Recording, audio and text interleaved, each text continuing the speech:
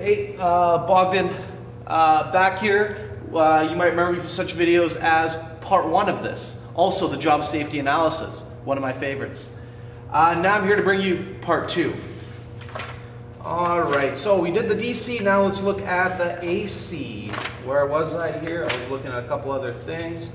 AC meter practice. Okay, so I had this set up with you guys. Right to here, and I was ready to turn on the power. Again, left-hand rule for turning on the power, meaning I want to face away from this. Okay, nothing exploded, which is nice.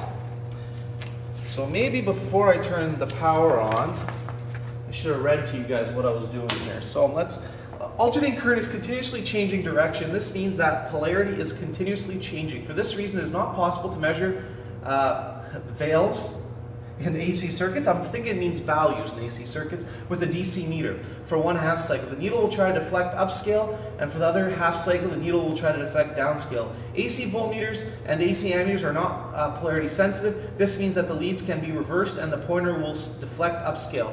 My voltmeter, I just put it on volts and it senses if it's AC or DC, my fluke. So problem I don't have to have, but anyways, it is a thing here.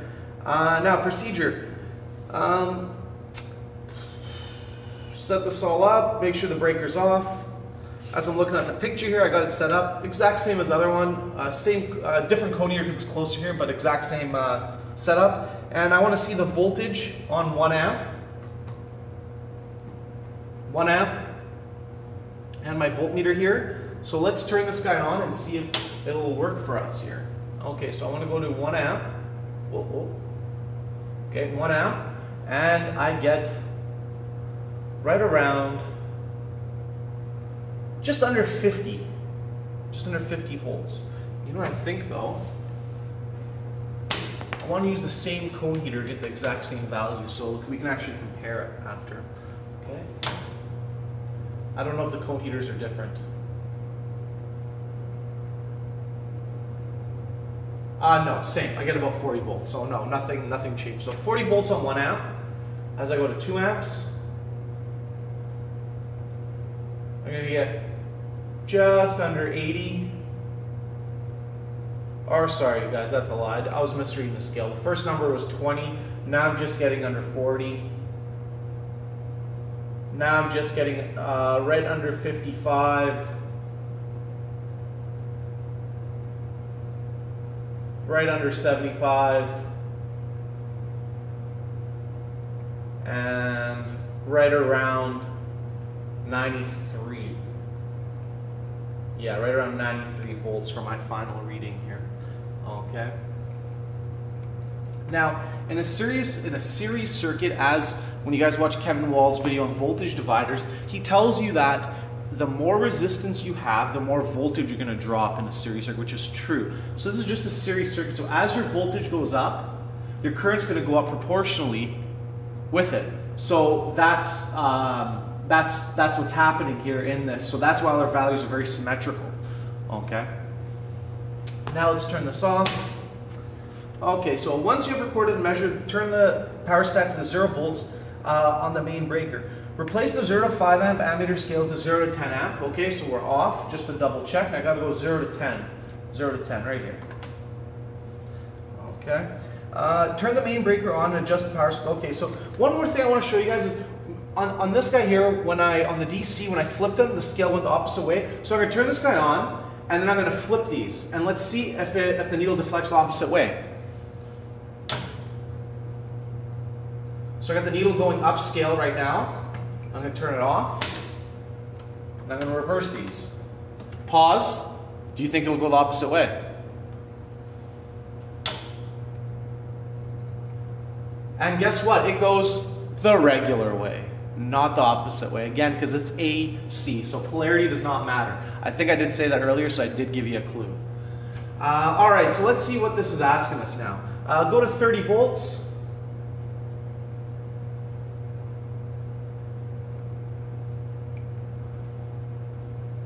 30 volts here.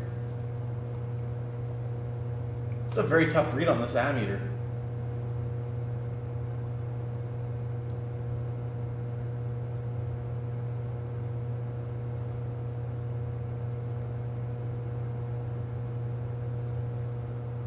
I'm getting, it's a very low number.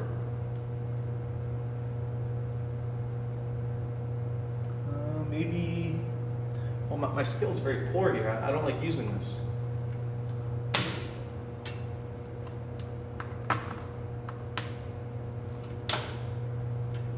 I'm getting about just over half an amp at 30 volts. Now I'm going to go to, oh, sorry, that was a lie. The analog meter tricked me here. I'm getting about 1.5 volts, 1.5 volts on it.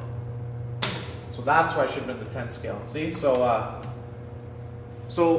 make sure I turn power off every time, but just sort of seeing how things go here. Again, I haven't done these these first year labs in a little bit here, so work with me. Now I know I want to be on the 10 scale. So 30 volts, just under 1.5 amps. I'm going to go up to 60 volts now. I get about 2.6 amps. 90 volts, I get just under 5 amps. And 120, I'm going to get approximately 6.6 amps.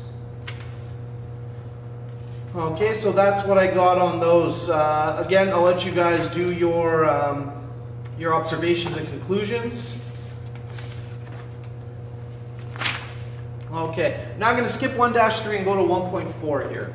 Let's see how much time I got left on this recording. 7 minutes.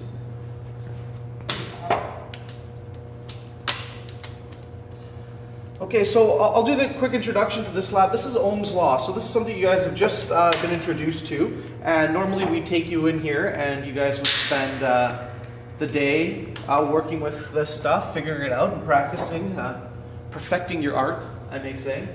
So we're going to be using a tapped resistor, okay? This is an adjustable resistor from what you guys are going to read. You can see different points here. These are almost clamps on the resistor, not almost, they are clamps on the resistor, put at different points. So when you clamp it down here, you're setting the resistance from this point to being a set amount. If you were to put these closer together, you would have more or less resistance. Less. Because if I measure from here to here, I'd have the most resistance. Any point where I cut and go to here, I'm essentially shorting the resistor. I'm shorting the rest of the resistor out. Okay, I'm bypassing it.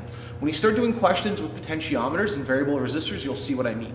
So an adjustable resistor is not meant to be adjusted frequently. It's not a it's not a variable resistor. A variable resistor may be from a dimmer or something that's meant to be adjusted all the time, but an adjustable resistor, you set it and forget it. Okay? I think I took that from an infomercial. Anyway, so when you adjust this, it's set. So again, these have been adjusted before my time here, and let's use these. So when I put my ohm meter on this guy, set to ohms, I can actually see some values. So from the first 2 points, I have 25 ohms. From 0 to B, I have 66. 0 to C, I've got 200. And 0 to D, I have 251. I can also get a voltage reading from an ohmic reading from A to B, being 41.